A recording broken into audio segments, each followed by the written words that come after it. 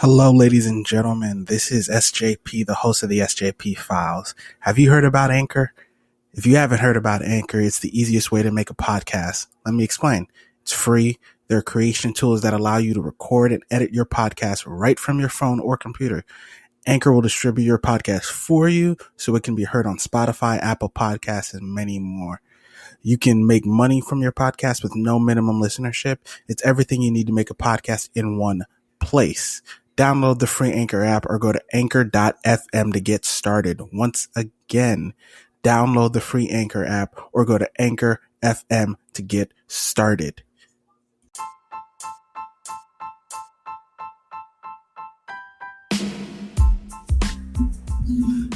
All right. Ladies and gentlemen, welcome back to the sports report of the SJP Files. I'm your host, SJP, back at it again with another sports report. The last couple of days have been intriguing at best when it comes to the sports world. We got a couple of things. Start off the pod. What we're going to be talking about today is essentially Deshaun Watson, Sam Darnold trade to the Panthers, Baylor crushing Gonzaga in a national championship game, NBA power rankings, of course, the MVP rankings, the rookie rankings, the defensive player rankings, Paul Pierce getting fired from ESPN, and the Texas Rangers Toronto Blue Jays home opener. Is it a home opener? I'm not sure if it's home opener. I don't really do baseball. I don't like baseball. I like playing baseball. I don't like watching baseball. I think baseball is a boring sport to watch on television. That may be a hot take for some of you, but it's not a hot take for me. Okay, start off. Good God. All right, this Deshaun Watson stuff. Deshaun Watson has been charged. Last podcast, I believe he was at 18 or 19 civil cases, and now he's at 22. Deshaun Watson is at 22 civil cases for sexual assault, and now the Houston Police Department have officially opened an investigation on the subject. Now, I'm not really this was a topic I stayed away for a couple weeks, but it's so big that you really can't stay away from it.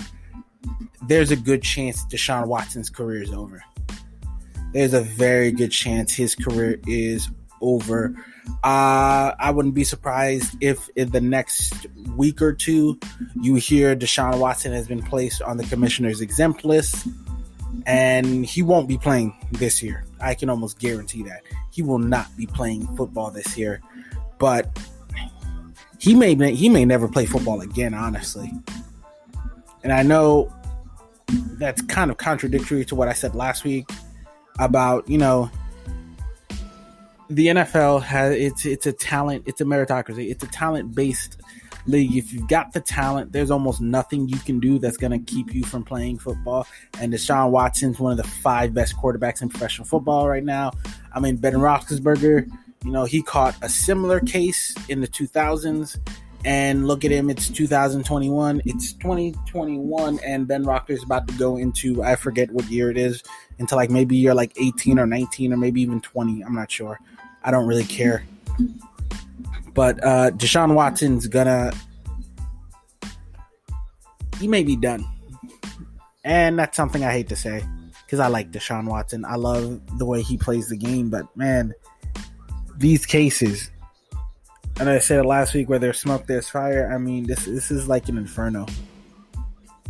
And I know his own attorney team is trying to come back with, hey, these are these 18 women that worked with Deshaun Watson, and they said he was nothing but a gentleman. And then you got these 22 women over here who's saying that, Deshaun Watson is shady as fuck.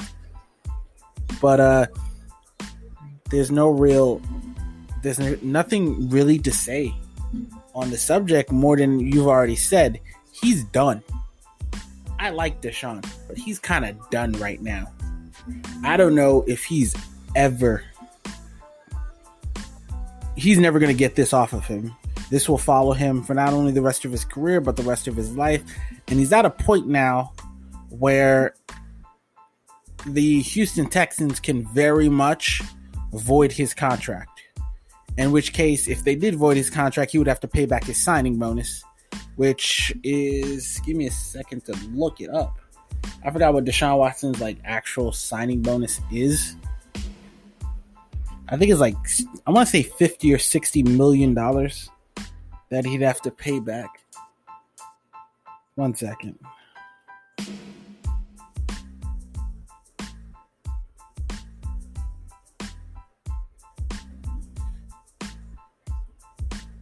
Let's see. What's the team? Houston Texans. There it is. That took forever to see. Deshaun Watson. Take a look at his contract. It's on a 4-year, $156 million contract. $27 million signing bonus. Average salary $39 million a year. Guaranteed at signing $73.7 million. Total guarantee $110 million. He'll be a free agent in 2026. But he's on, I think he's on he's on the last year of his rookie deal. As of right now, I'm pretty sure he already got his signing bonus. Yeah, I'm pretty sure he already got his signing bonus. Yeah, but man, he's gonna have to pay back probably that $27 million. Probably gonna have to pay back that $27 million signing bonus that he got. And Deshaun I think he's kind of fucked right now. I don't think the Texans will void his contract, because I think if they do void his contract, I think another team will pick him up almost immediately, especially if there are no criminal charges. If this stays in civil court, which I doubt it will, but if this stays in civil court and there are no criminal charges, then he's kind of screwed. Well, then he's not screwed. He'll probably not play for a year or two and then be back on the field. But Deshaun, if there are criminal charges, he's going to jail. There's a real chance he could go to jail. Now I've already said this looks shady as fuck, this whole situation. But something has to have been happening here. Something had to go on. And if I'm Deshaun Watson, I take that whole $27 million signing bonus I just got and I cut a $1 million check to every single one of these women right now. I try to get this into mediation as quickly as possible. I'm trying to get these women off my back. You take every single dime of your savings. You sign non-disclosure agreements, complete cause. You take everything that you've made so far in your career and you shell it out to these women to get them off your ass. Because if you can do that, then maybe you'll be good again. But honestly, if I'm Deshaun, if I'm one of these women, I'm not doing that. If I'm one of these women, it depends on what you want. Depends on how much money you want from Deshaun Watson, because none of these have filed, as far as I know, none of the women have filed criminal charges against Deshaun Watson. So if it's just the money, Deshaun, shell out as much as you have to, go into debt if you have to, borrow some money if you have to, shell out as much money as possible to get this quiet down. Because if you don't handle this soon, you're done. Like forever done. Now let's move on from that somber note. Sombering note. Down to Sam Darnold got traded. Yes, ladies and gentlemen, Sam Darnold has been traded from the Jets to the Panthers. Sam Darnold going out here to Panther Nation, to North Carolina, Was it South Carolina? I forget where the actual Carolina, which state the Carolina Panthers actually playing, but it doesn't matter because Sam Darnold got traded from the New York Jets to the Carolina Panthers for 3 first. Psych. Jets fans thought, no, he didn't get traded for 3 first-round picks. He got traded for a 2021 6th-round pick, a 2022 second-round pick, and a 2022 4th-round pick, which is kind of a steal. Honestly, this guy was the number 2 overall pick in 2018, I believe. Was it number 2 or number 3? He was one of the top 4 or 5 picks in 2018. And here's the crazy thing: from 2011 to 2018, none of the Jets' first rounders are still on this roster. None of them. 2011, Muhammad Wilkerson, cut. 2012, Quentin Coples, cut. 2013, Sheldon Richardson, traded. 2013, D. Milner, cut. 2014, Calvin Pryor, traded. 2015, Leonard Williams, traded. 2016, Darren Lee, traded. 2017, Jamal Adams, traded. 2018, Sam Darnold, traded. And to be honest, not only have they cut or traded most of these guys, most of these guys aren't even in the league anymore. Most of these guys, Muhammad Wilkerson, Quentin Coples, Sheldon Richardson, D. Milner. I think D. Milner, not Sheldon Richardson. D. Milner, Calvin Pryor, Darren Lee. I don't think none of them, as far as I know, I was trying to look it up. None of them are still in the NFL. They're all done. Every single one of them gone. Like the wind. Every single one of them is gone. It's the Jets are like a new level of suck. The Jets haven't been relevant. I'm still shocked that Jets fans actually exist, because the last time the Jets were relevant in any real shape or form, there's the short Rex Ryan era when he went to, I think he won a couple AFC championship games, but those weren't really good teams. Those were great defensive teams, terrible offensive teams. Those were not balanced teams. And before that, I can't remember the Jets ever being good. I mean, you got to go all the way back to Joe Namath. And he's still, and for his career, even though he's a Hall of Fame, he still threw more interceptions than touchdowns. Shout out to the Hall of Famer, Broadway Joe. But still, the Jets are just a spectacular level of trash. They're one of the worst teams in professional sports. They're terrible. And not only are they terrible, but I mean, you've got mock drafts, and you got the 2021 draft, which is going to take place in Cleveland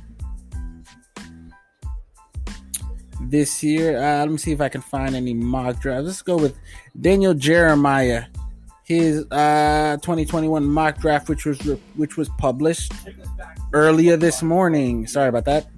Which was published earlier this morning at 8:47. Jesus Christ, you up that early? I'm not up that early. I ain't wake up till like 9 o'clock.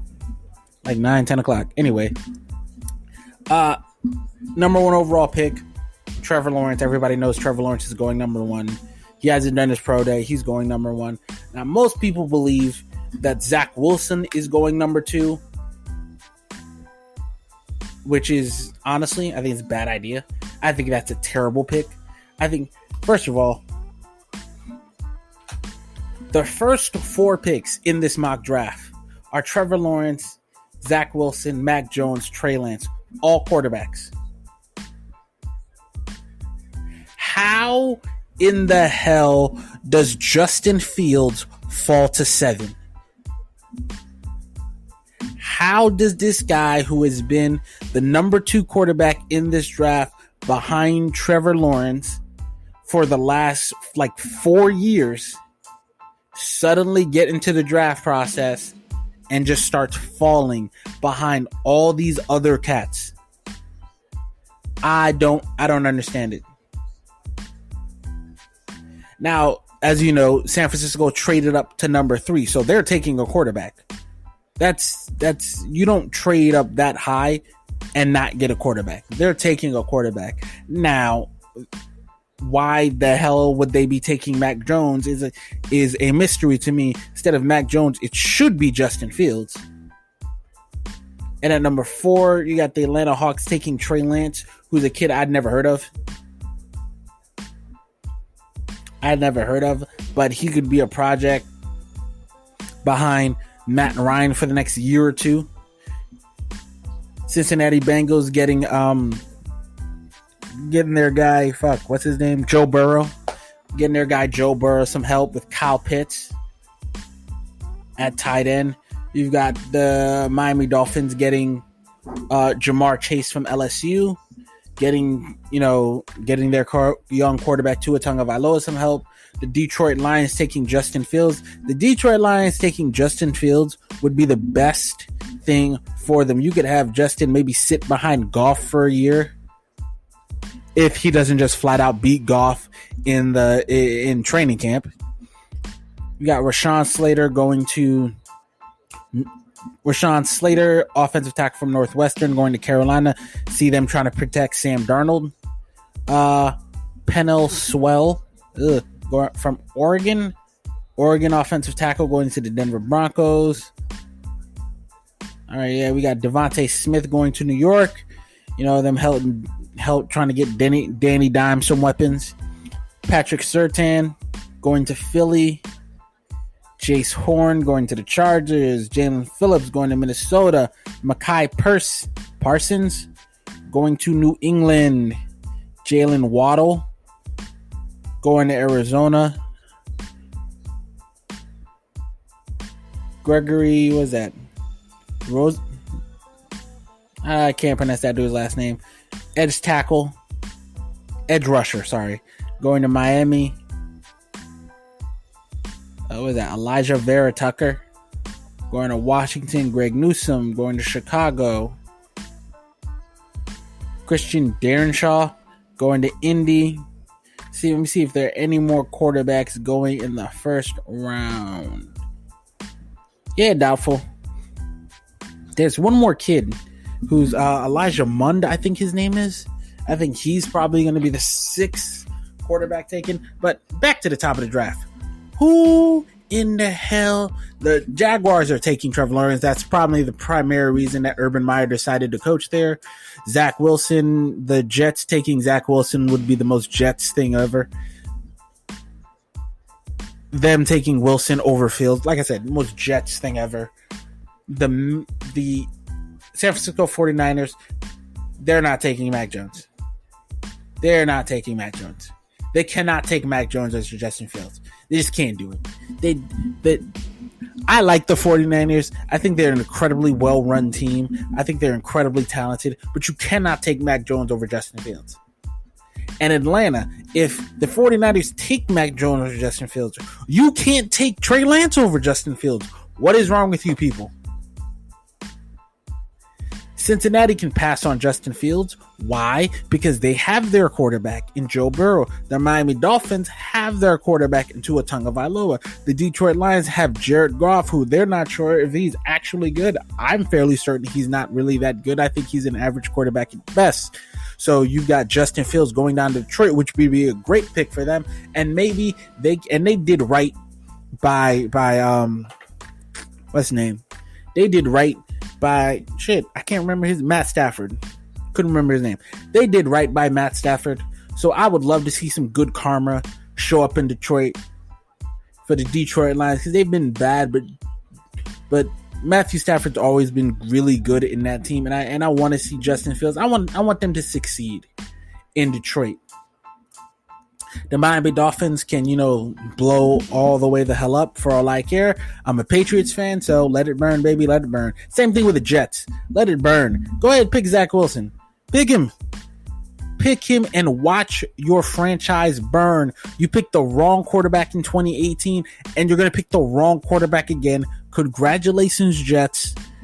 May you suck forever. May you be forever trash. in the eyes of football fans everywhere. I hope you like it. Congratulations. Yes. Give a round of applause for the Jets.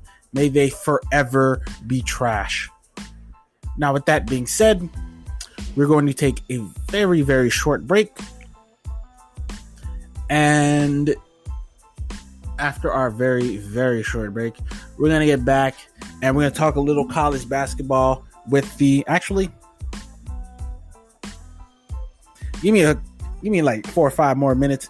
I don't really talk about college basketball, but the Baylor Bears beat the Gonzaga Bulldogs 86-70 in the national championship game, in the men's national championship game, and they kind of beat Gonzaga down. Gonzaga was the best team in the league, best team in the nation all year. They were 31-0 heading into this game. Baylor was 27-2 heading into this game, and Baylor hands Gonzaga their first loss of the season. After the heroics of Jalen Suggs in the Final Four. In the Final Four against, what team was it? Was it Stanford? Or UCLA. That's the women's national championship game. But they were behind the heroics of Jalen Suggs. Jalen Suggs had 22 points in this game. Followed a great performance, 8 for 15 from the field, 2 for 5 from 3, 4 from 3 from the free throw line. But, just wasn't enough. Just was not enough to stop the Baylor Bears from, winning this championship. Give me 1 second. What is it? No. Get up somewhere. Sorry about that. Where was he? Behind the play of Jared Butler, Devon Mitchell, and what was that? Teague, whose name I don't know. I'm not a big college sports fan, so I don't really know a lot of these guys. But this was a good game from what I saw. All right, give me a second. I will be back momentarily.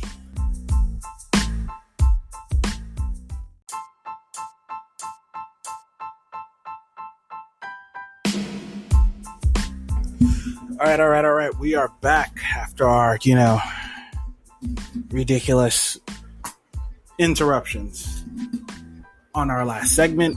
A little short break, about 5 to 10 minutes. It's strange to be irritated on such a manner in a very short amount of time, but is what it is.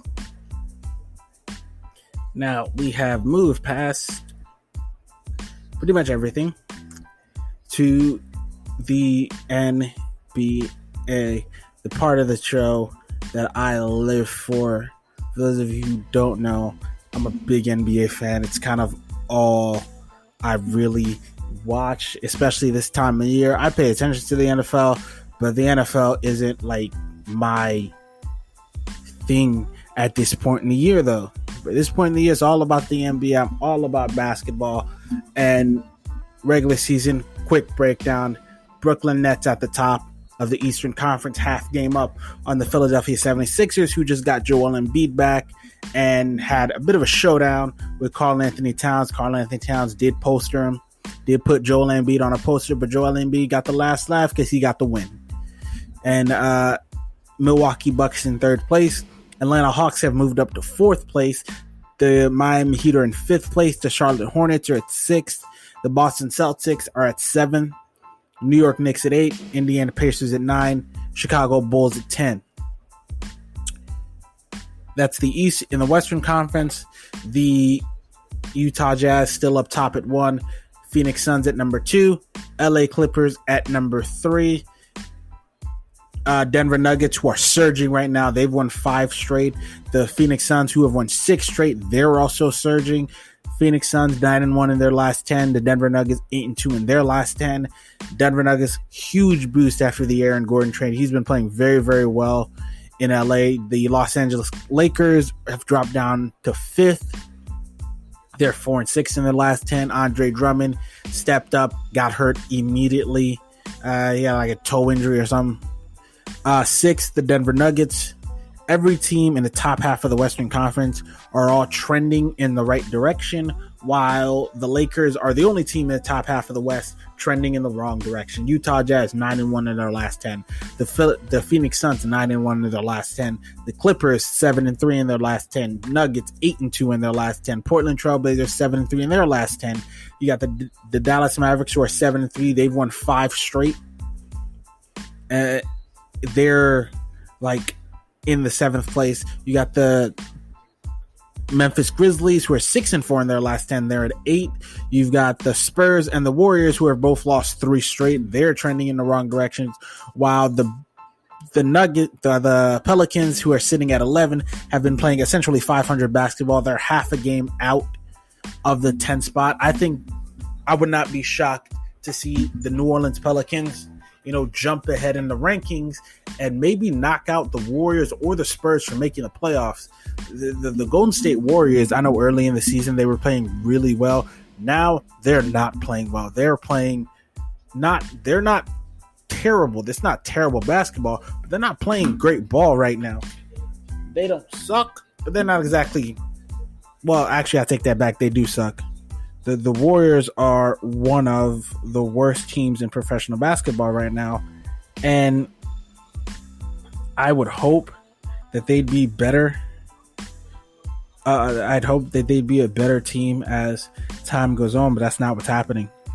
What's happening right now is they're not, focused on this, kind of area in their professional sports. They're just sitting there, and Kelly Oubre Jr. isn't playing well this year. Andrew Wiggins sucks and has always sucked. DeAndre Jordan is far past his prime. Klay Thompson's hurt. James Wiseman he's a couple of years away from being the guy that you kind of need him to be on this team. So I'm very much shocked at how bad they are. I thought they'd be better. I thought they'd be 500 at least, man. Like real.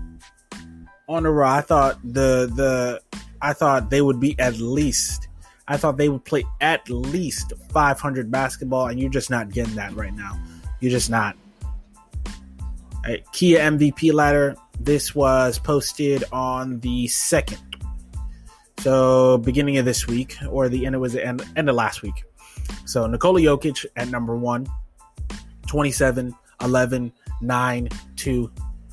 Damian Lillard moves up to number 3 with the Denver Nuggets playing the way they're playing. I would not be surprised if Nikola Jokic ends up with the way they're surging. I wouldn't be surprised if Jokic racks up enough wins to solidify himself as the MVP.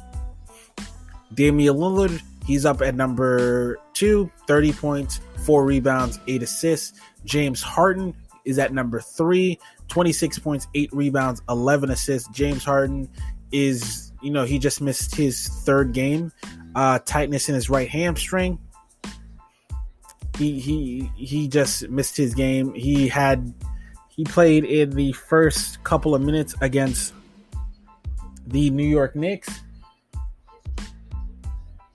He was sorry, I got distracted for a split second.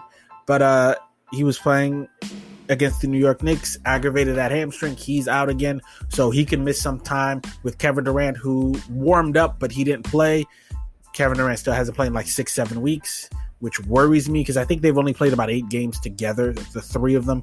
Number 4, Giannis Antetokounmpo, 28 points, 11 rebounds, 6 assists, 1 block. Not much to say about Giannis. He's not going to win this MVP. He's not. Luka Doncic up in the top 5, I think for the first time all year, 29 points, 8 rebounds, 9 assists. The next 5, LeBron James and Joel Embiid have both fallen out of the top 5 due to injury. Joel Embiid just got back, but he's going to be a while before he climbs his way back up into the rankings. But I think he's missed too much time. He's probably going to miss somewhere around 20 games this year. 20 games out of a 72-game season. It's not going to happen. He's not winning the MVP award. He's missed too many games. LeBron James, he's also going to miss too many games. Kawhi Leonard, he's not winning the MVP. Kyrie Irving, he hasn't played enough games either. Devin Booker shot up on there. Steph Curry shouldn't be on this list. Rudy Gobert should. Zion Williamson should not. Chris Paul should. Donovan Mitchell should. That's your MVP ladder. I agree. Mostly, I expect Jokic to win it. I know people are talking about Harden. With what happened in Houston, I don't think enough people are going to vote for Harden. If this was next year, yes. But this year, no. Key rookie ladder. This was deposited on the 31st, so this could have changed. I haven't really kept an eye on the rookies since LaMelo Ball went down. But Tyrese Halliburton, 6, he's at the top. Most likely, there's a good chance he could be the new rookie of the year with LaMelo Ball getting injured. I still think LaMelo should be the rookie of the year because he had an impact that no other player has had. Anthony Edwards is playing great basketball right now. He's playing fantastic ball right now. But their team is so bad that he's not winning it. They are so bad in Minnesota. And Tyrese Halliburton, he's been getting praised all year. You got Emmanuel Quickley at 3, Jason Tate at 4, Sadiq Bey at 5. Next 5, you've got LaMelo Ball. He didn't play. Like I said, James Wiseman at 7, Desmond Bane at 8, Patrick Williams at 9, and Isaiah Stewart at 10. Defensive player ladder, once again, this came out on the 30th as well. You got, looks like it's Rudy Gobert at 1. He's probably going to win his, I think this would be his 3rd Defensive Player of the Year award. You got Miles Turner at 2, Ben Simmons at 3, TJ McConnell at 4, Giannis at 5. The next 5, Matthias Thybulle, Fred VanVleet, Chris Paul, Jakob Poeltl, and Josh Hart. Now time for the actual main event of the show, ladies and gentlemen. Is the Week 16 power rankings in the NBA. Play-in races heating up across both conferences. This came out yesterday morning. Rudy Gobert, your plus-minus player of the week. Oh, Rudy Gobert and Theo Madelon. I have no idea who this dude is, but God, looks like he is not playing well. Rudy plus 89 in 4 games last week. Theo minus 99 last week. God damn. Let's see. Make it last forever. Dallas 4-0 last week. Cleveland Cavaliers 0-3. Bad offense getting worse. Eastern Conference went 17-15 against the West. High jumps of the week. Miami plus 8. You had 4 teams plus 4. Free falls, Cleveland minus 5. 4 teams minus 4. Key positions. You know how it is. You know how we do the power rankings. But for those of you who don't know, all right, pace is possessions per 48 minutes. Offensive rating, points scored per 100 possessions. Defensive rating, points scored per points allowed per 100 possessions, and net rating is a point differential per 100 possessions. So, number 1 on the NBA power rankings, Utah Jazz, 38-11, 16 in pace, 2nd in offensive rating, 3rd in defensive rating, 1st in net rating. They look like the best team in the regular season. Very much so. They very much look like the best team in the NBA in the regular season. The problem is, nobody wins anything in the regular season. I've been saying this team needs another scorer. I think they'll get to the first round and most likely lose in the second round to the winner of the 4-5 matchup. Because right now, the 4-5 matchup would be Denver, LA. And if LA is completely healthy and Denver is completely healthy, that's a series that could go 6-7 games with one of those teams losing in the first round. I trust LeBron more than I trust Jokic. He's the more experienced player. He's done this before, and LeBron's never lost in the first round. So I would choose the Lakers in that scenario.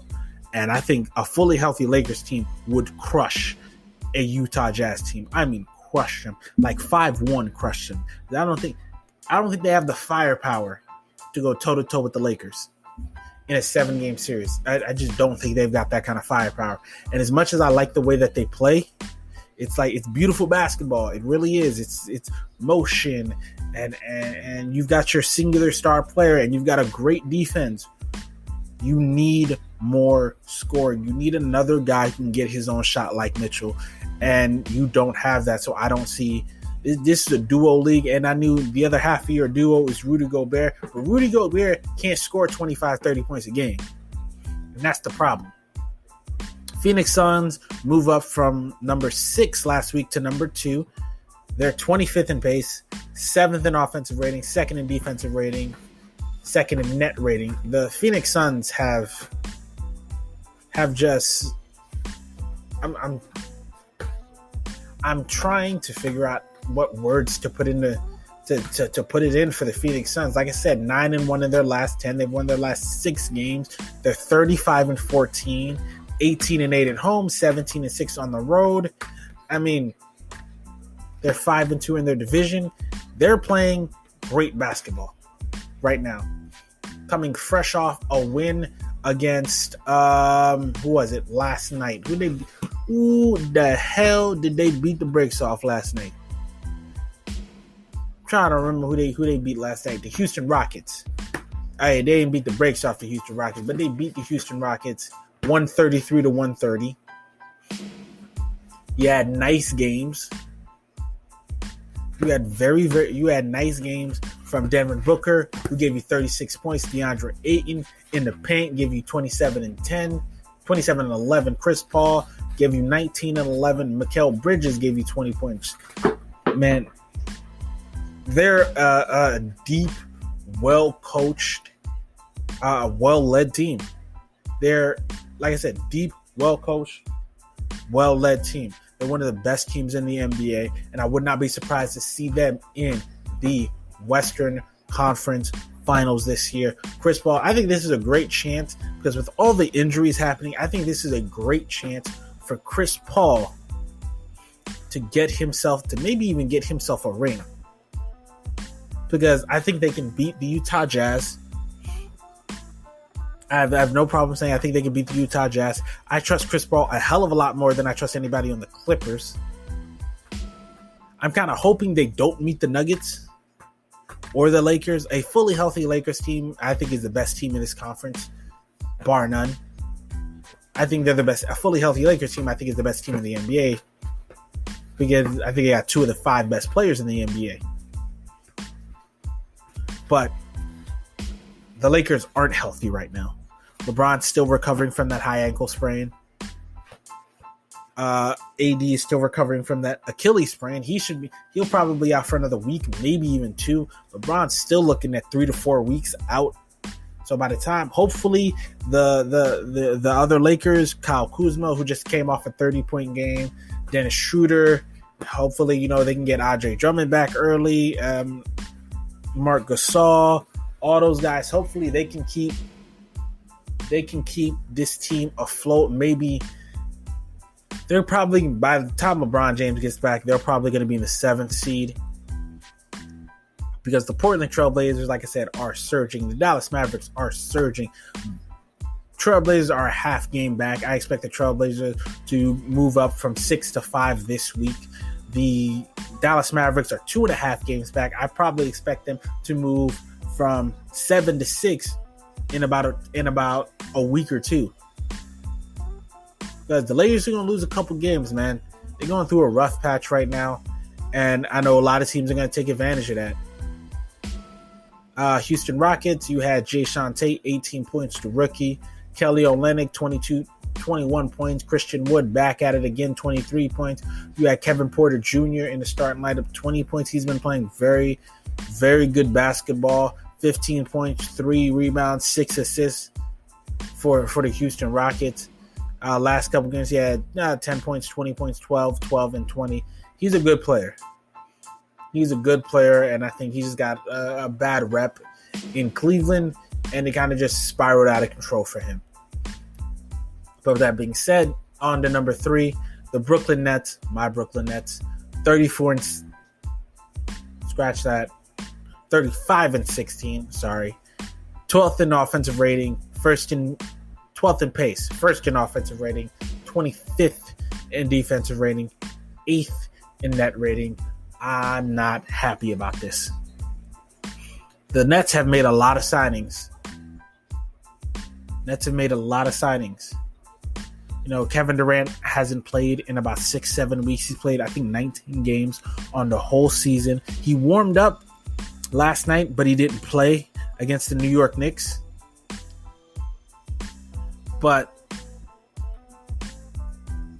And they did win a close game behind Kyrie's 40 points.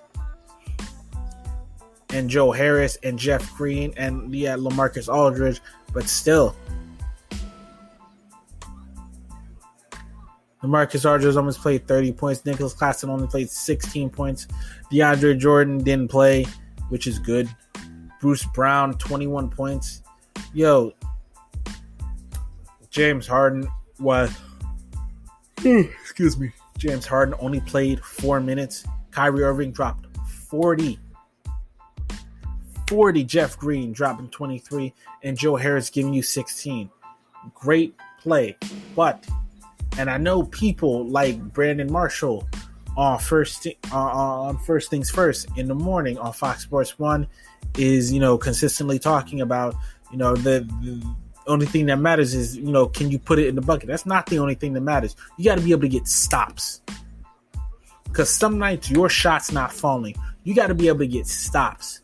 And I don't know if they can get stops right now because all the guys they've hired, all the guys they've signed are offensive players and past their prime. Blake Griffin didn't even play this game, and Blake Griffin is far past his physical prime, and even when he was in his physical prime, he wasn't a great defender. LaMarcus Aldridge also past his physical prime, but once again, even when he was in his physical prime, was never a great defender. I think Nicholas Claxton's a very good defender. I think Bruce Brown's a good defender. They needed to add more defense, not offense, because you have far more firepower than you could ever know what to do with between Kyrie Irving, James Harden, and Kevin Durant. The problem is James Harden's got a bit of a hamstring issue right now. I don't think it's going to keep him out more than 1 or 2 more games probably. Kyrie Irving is in and out of the lineup, whether it's injuries or load management or him taking sabbaticals to ponder the meaning of life or whatever. I know he's doing work out in the community, and I respect him for that. But, man, do you want to play or not? Because he keeps taking these little sabbaticals and just dropping off the face of the earth for like a week or two. And you need chemistry to win. We found that out with the LA Clippers last year. Now, the Nets guys are at a different level because 2 of these guys have championships and 2 of these guys have MVPs. James Harden has his own MVP, no championship. Kevin Durant's got an MVP, 2 championships. Kyrie Irving's got a championship. But none of these guys have ever had to be the number 1 on a championship team. Kevin Durant's had to be that offensively, but Kevin Durant's never had to be the leader of a championship team. Same thing with Kyrie Irving. I love Kyrie's game, but Kyrie hasn't done shit in the playoffs without LeBron James. Without LeBron James by his side. And you've got 3 sensitive, temperamental personalities. And then let me touch on this Kevin Durant, Michael Rappaport nonsense real quick. What Kevin Durant said in his tweets was not something I was overly shocked out, because that's something when you hang with your boys and you cracking jokes and you puffing and we all puffing our chests out. That's the type of shit that comes out from time to time. That's the type of shit that's said. What Rappaport did was soft as continental tissue. What Rappaport did was pussy. What Rappaport did was against the code. Rappaport really likes going at guys, likes to crack jokes, and when somebody came at you, you couldn't handle it, and you went telling the teacher. Soft. And I would say that to Rappaport's face. That was soft. That was terrible. You're supposed to be this big, bad New York comic. New York comedic actor. You from New York. You're supposed to be, you always puffing your chest out about how this guy sucks and this guy sucks, taking shots at every single person you feel like taking a shot at. And Kevin Durant went at you. And if you read the first couple tweets, it was Rappaport who instigated the whole situation. And then you can see him getting real quiet as he got on because he knew he was going to release these DMs. He knew it. And that's trying to build sympathy for himself. He looks like a bitch. That's what he looks like right now. But with that being said, let's move on from this game. Well, hold on. Julius Randle, triple-double. 19 points, 15 rebounds, 12 assists. Julius Randle balling out. Had to give Julius Randle some props. RJ Barrett maturing, not getting a lot of press, not getting the press that Zion or Ja are getting. But he's been playing very, very well the last couple months of the season. He's been hooping all year. He's having 17 points, 5 rebounds, 3 assists. He's going to be, I don't think he's a number one on the team, but I think he's going to be a solid number 2 in this league. Maybe even a championship level solid number 2 in this league. But down to number 4, the Denver Nuggets, 29th in pace, 3rd in offensive rating, 15th in defensive rating, 5th in net rating. I've said it before. The Denver Nuggets are one of the best teams in basketball. They play fantastic basketball. Their guy is one of the best. Their last game against the Orlando Magic.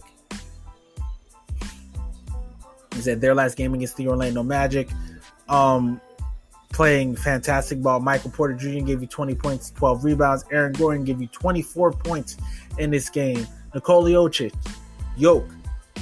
17 points, 9 rebounds, 16 assists. How many centers in this league could legitimately get 16 assists? Will Barton, 15 assists. Jamal Murray, 22 points. Will Barton had 15 points, not 15 assists. My bad on that. Monte Morris off the bench, 10 points. Aaron Gordon has been like a godsend for this team. He fits right in. No muss, no fuss. He's a slasher. He knows exactly where to be.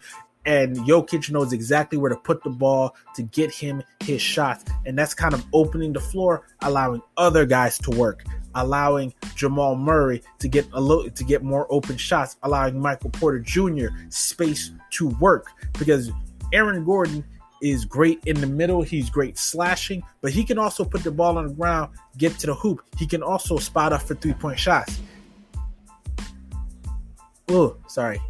Aaron Gordon, perfect fit for the Denver Nuggets. Low key, not even low key. It's the best. This was the best, trade in the NBA. And the Orlando Magic continue to slide, but Terrence Ross is still playing good basketball. RJ Hampton also still playing some good ball down there in Orlando. Wendell Carter Jr.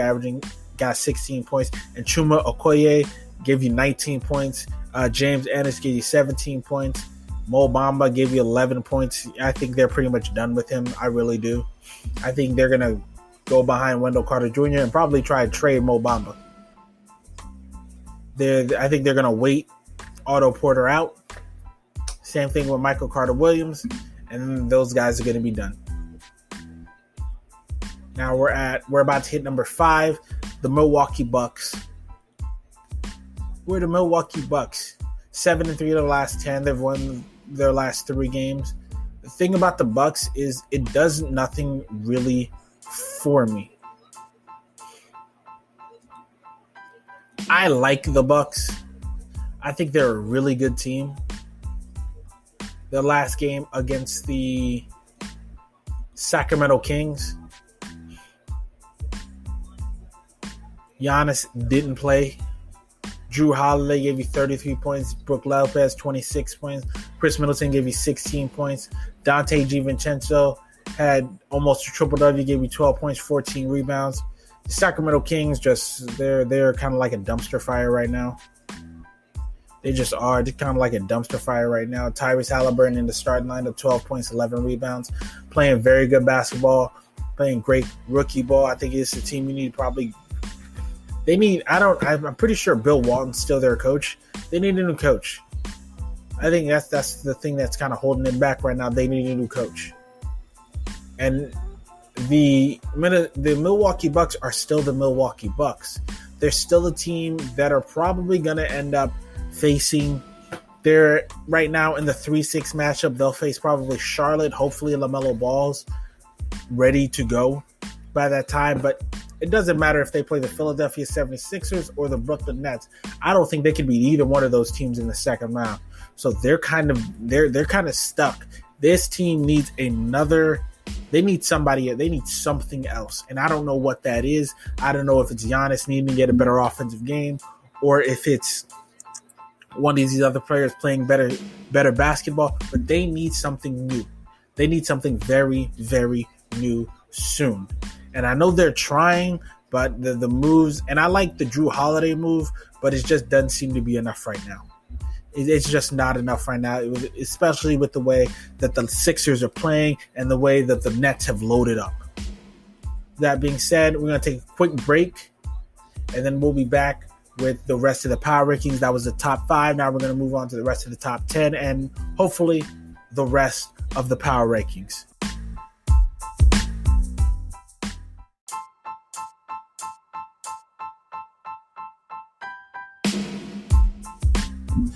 And we're back at it once again with the remainder of the NBA power rankings. The Philadelphia 76ers picking up at number 6. The Sixers went 7-3 with the league's number 1 defense over Joel Embiid's 10-game absence, which most likely actually hurt his MVP chances. But with the amount of games he's going to miss this year, like I said earlier, he's not going to win the MVP. And this is a very, very good team.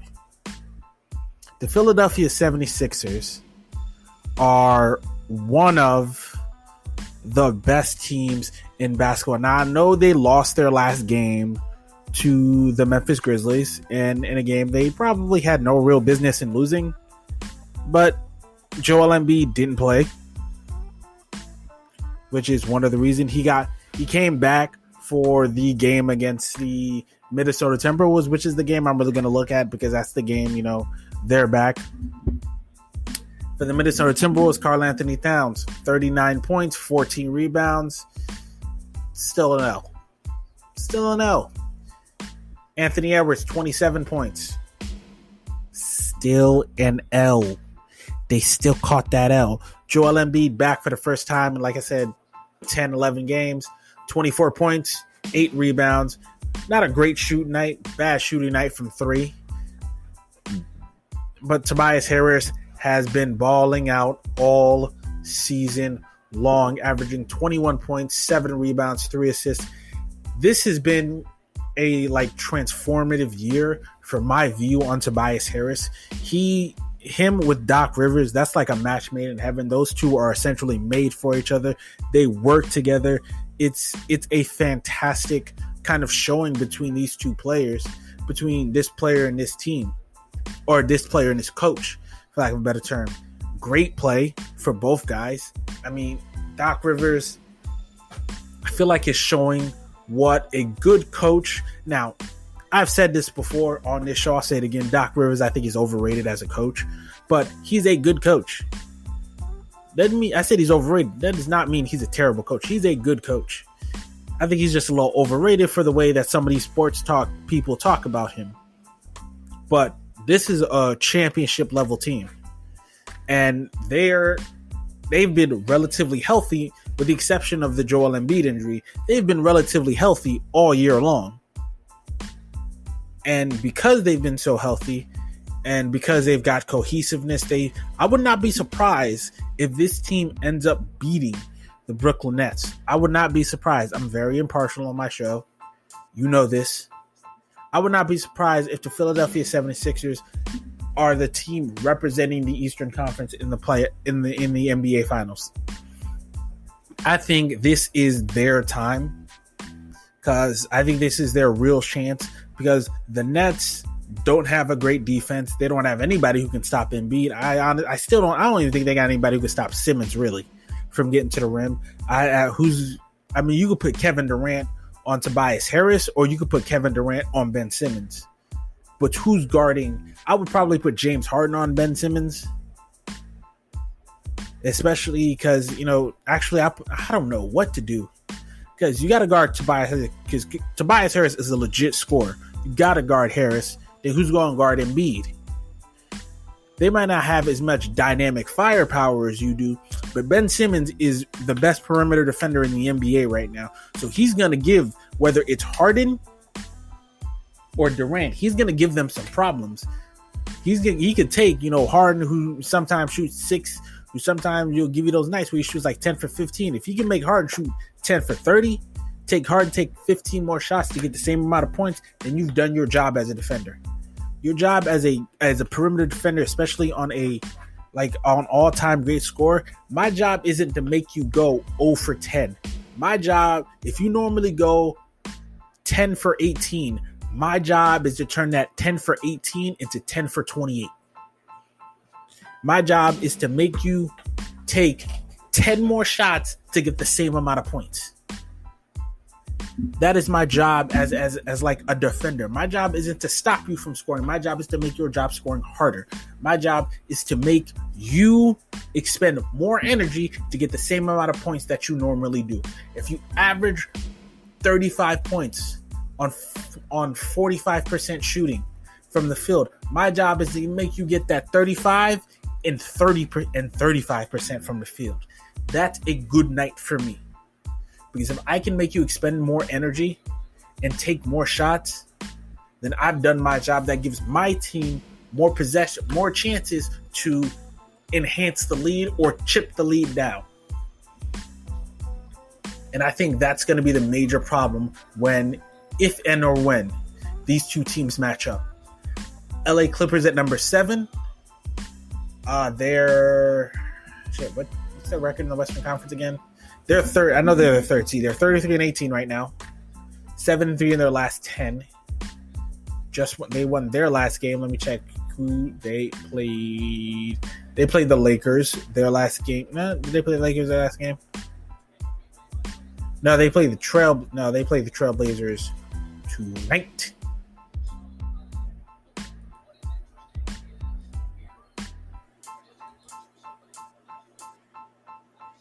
Yeah, all these teams played last night. That's the 5th. Go to the 4th. Yeah, the last game they played was against the Lakers. Kyle Kuzma had 6 points. Markieff Morris had 9 points. Marc Gasol had 11 points.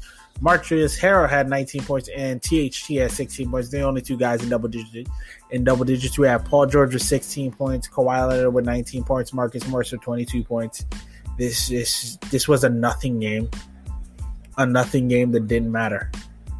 That didn't matter for the Lakers or the Clippers, because the Clippers could puff their chest out. We beat the Lakers. They didn't cruise past the Lakers in their debut. They cruised past the LeBron-led Lakers team. So this win means nothing. And I know they just signed Boogie Cousins. Like I said, I love Boogie. Signed him to a little 10-day contract. I would love to see Boogie back in the league doing what he does. But even them signing Rondo, once again, do it in the playoffs. Because Rondo's great. Because people forget, Rondo was playoff Rondo last year, and that's great. But to be playoff Rondo, you need the other two guys to step up. You can't be out there having bad games and chucking air balls and hitting the side of the rim.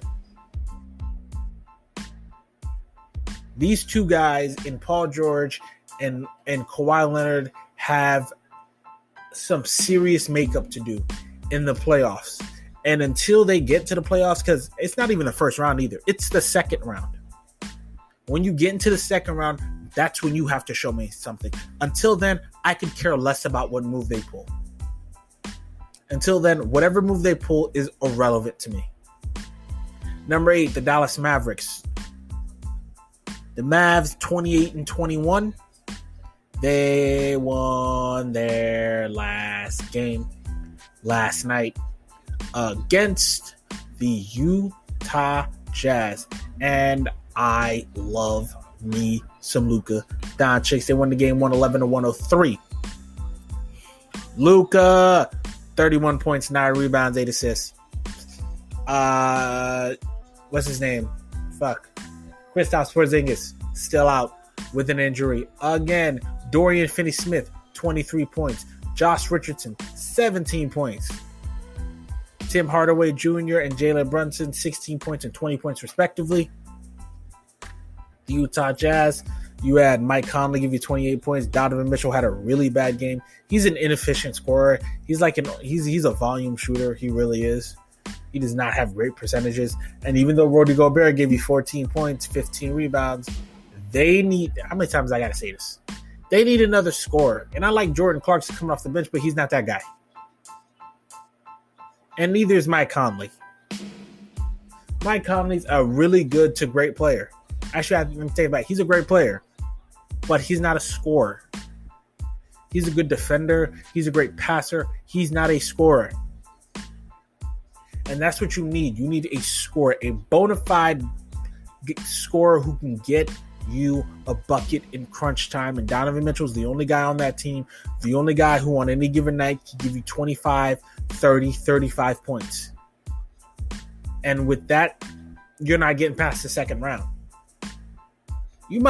There's a chance you could even lose in the first round.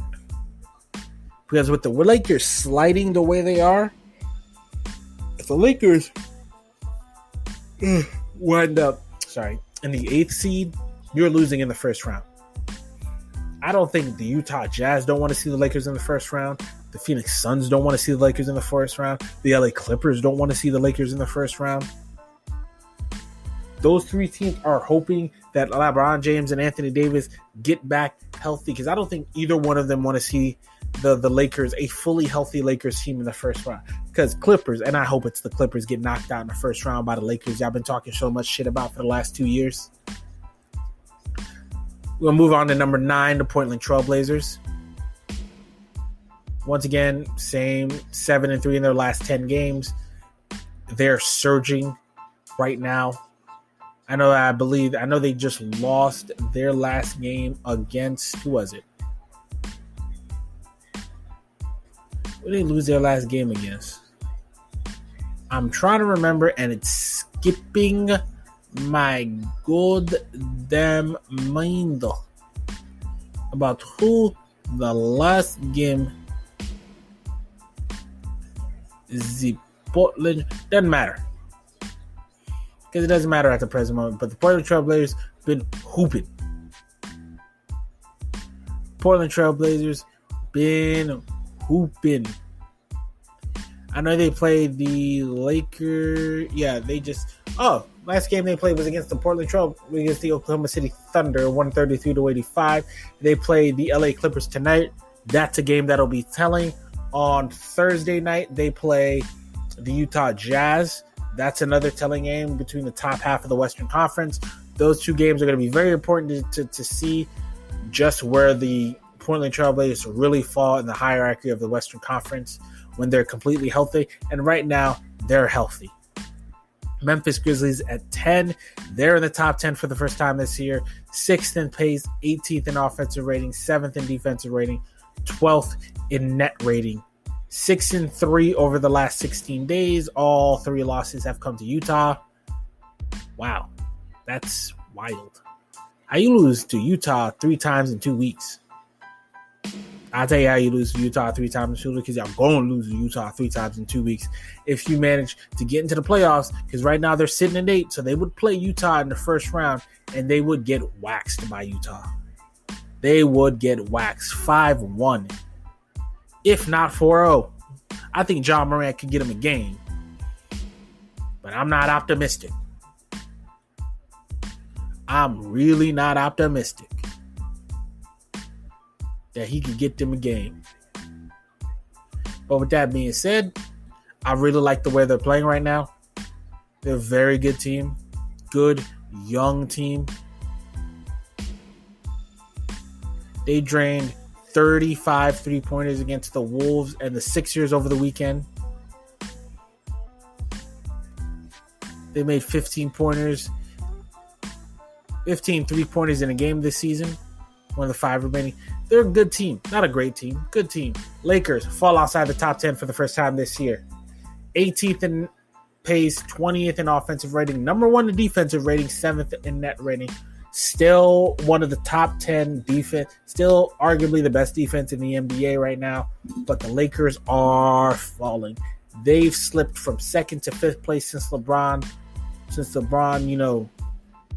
hit up his ankle. And as much as I like my Lakers, if they're not healthy, as much as I like the Lakers, if they're not healthy,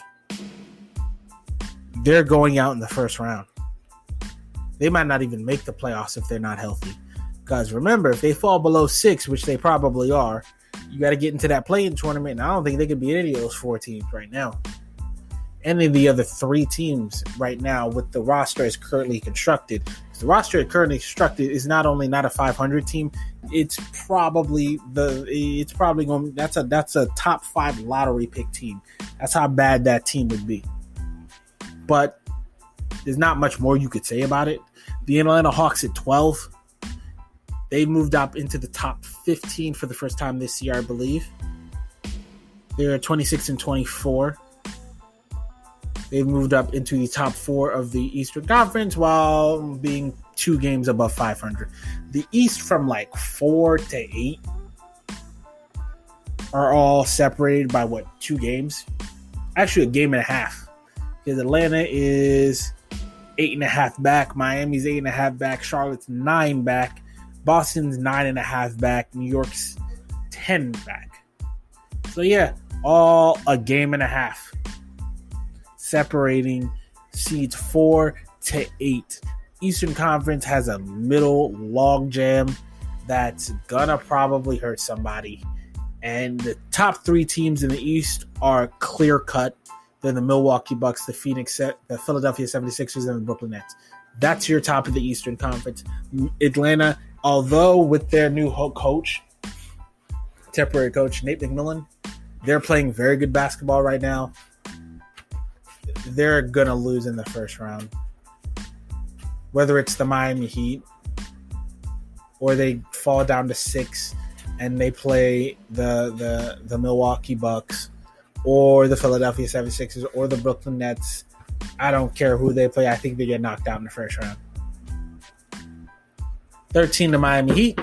Talked a little bit about them. They're 24th in offensive rating, 6th in defensive rating, 19th in pace. Once again, playing okay ball right now. They've won their last 4 after losing 6. Like I said, won their last 4 after losing 6 straight.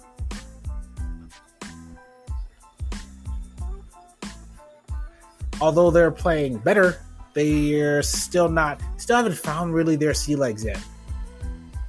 I think they've been marred by injuries more than most of the teams in the Eastern Conference.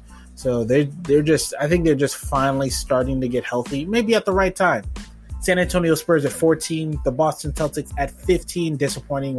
The most disappointing team in the league to me, because I expected so much more of the Boston Celtics. I expected them to be in that top 5 of the Eastern Conference. I expected them to be head and shoulders.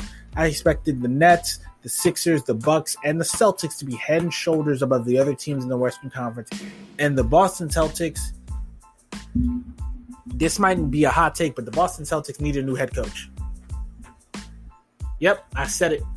The Celtics need a new head coach. They need a new head coach. There's not much else to say. What do you want me to say? They need a new head coach. What's his name? What's their coach's name?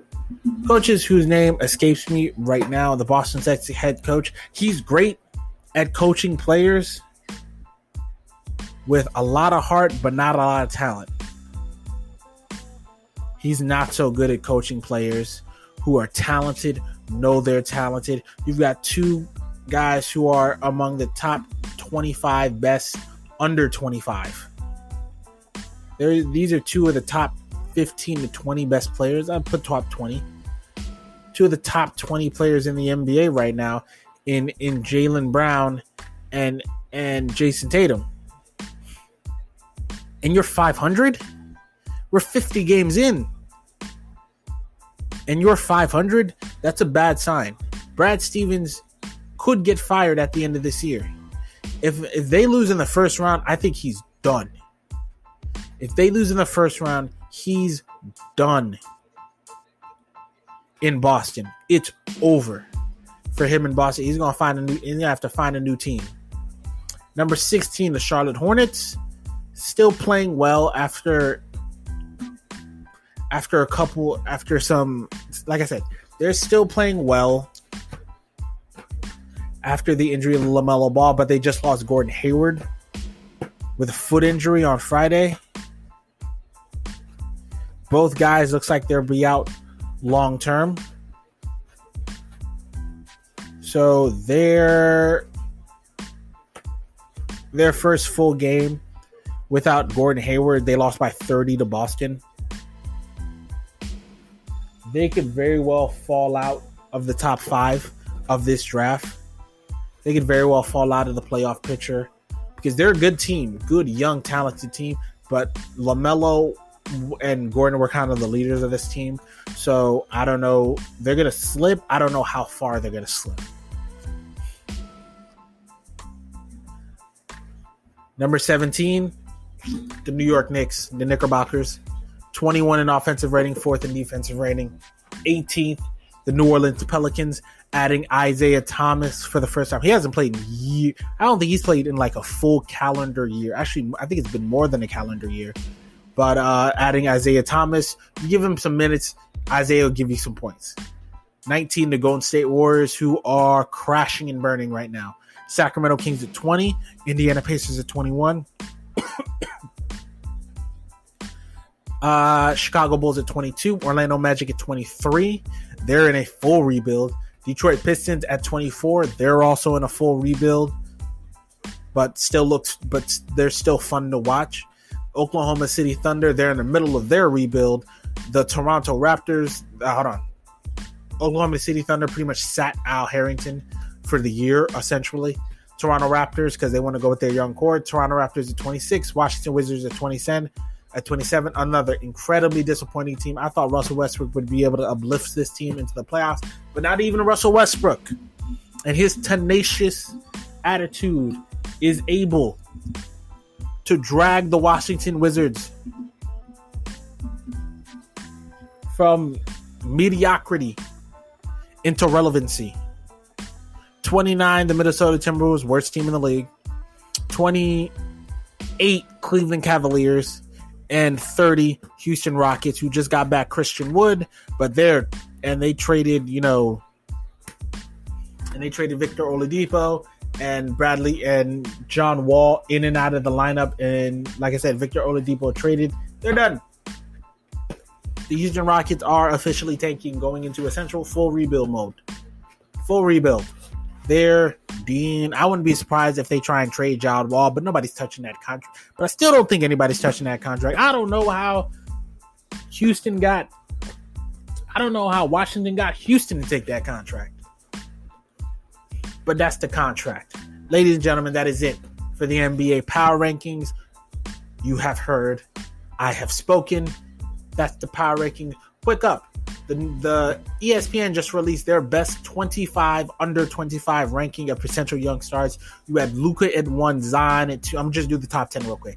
Luka at 1, Zion at 2, LaMelo at 3, Donovan Mitchell at 4, Jason Tatum at 5, De'Aaron Fox at 6, Ben Simmons at 7, Devin Booker at 8, Bam Adebayo is 9, and Shai Gilgeous-Alexander at 10. Now I have some issues with this list. Major issues with this list. I don't have an issue with the top 2. Luka and Zion are fine where they are. I like LaMelo. LaMelo should be ahead of Donovan. I like LaMelo more than Donovan Mitchell. I do. I'm sorry. I like him more, but Donovan Mitchell's the better player right now. No, actually, scratch that. To hell with that. I like Melo better than Mitchell. But you can't. And I would put Mitchell ahead of with where he's got his Denver Nuggets right now. Not Denver Nuggets, Utah Jazz right now. I put him ahead of Tatum. I'd put Tatum ahead of Fox. But you got to put Ben Simmons ahead of Fox. You got to put Devin Booker. I put Devin Booker ahead of Simmons. Simmons is the better player, but I just like Booker more. I would put Bam Adebayo ahead of De'Aaron Fox. I would take De'Aaron Fox, move everybody up. I would take De'Aaron Fox, move Ben Simmons up to 7, move Devin Booker up to 8, move Bam Adebayo up to 9. Now, the question is Shea, SGA, or De'Aaron Fox? I would move De'Aaron Fox to 9 and move everybody up 1. That's I think that's where it is. Because I thought I had major issues with it. I don't, because I really like LaMelo Ball, but it's probably too early to put LaMelo Ball in the top 3, even though he had, Charlotte bumping early in the year. But you'd probably have to move him down. If we're going to be objective, you'd move him out. Move Donovan Mitchell ahead, move Jason Tatum ahead. I'd put him ahead of De'Aaron Fox.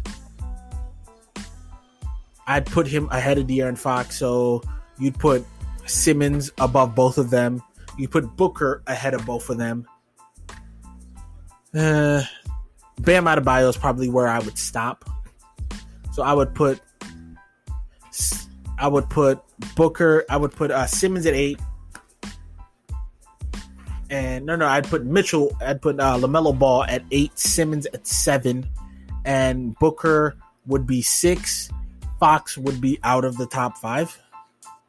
Fox would be out of the top 10. I'd move Fox out of the top 10. I like this. This is a good list, but I'd move a lot of these guys out of the top 5 because a lot of these guys are just not like De'Aaron Fox. You can't put De'Aaron Fox in the top 10 when the guy cannot get his team to a 500 record. The rest of these guys, Luka has gotten his team to the playoffs. Zion Williamson is just beasting and feasting in New Orleans with the way that his play. He's only in his second year. LaMelo Ball got, the Charlotte Hornets in the top half before he got hurt in the top half of the Eastern Conference. Donovan Mitchell has his team with the best record in the NBA. Jason Tatum is having a bad season, has a bad team season, but overall, he's been great in Boston. De'Aaron Fox can't get his team to 500. That might just be a product of coaching and bad management. You got Ben Simmons, who's a fantastic player, even though he refuses to shoot. SGA has proven that he could be a really good star. Brandon Ingram, once again, needs to realize it's not his team. It's Zion's team. But that's it. This is a pretty solid top 10. You just move some names around, and I think you'd be perfect. With that being said, ladies and gentlemen, this is it for the SJP Files. I am your host, SJP.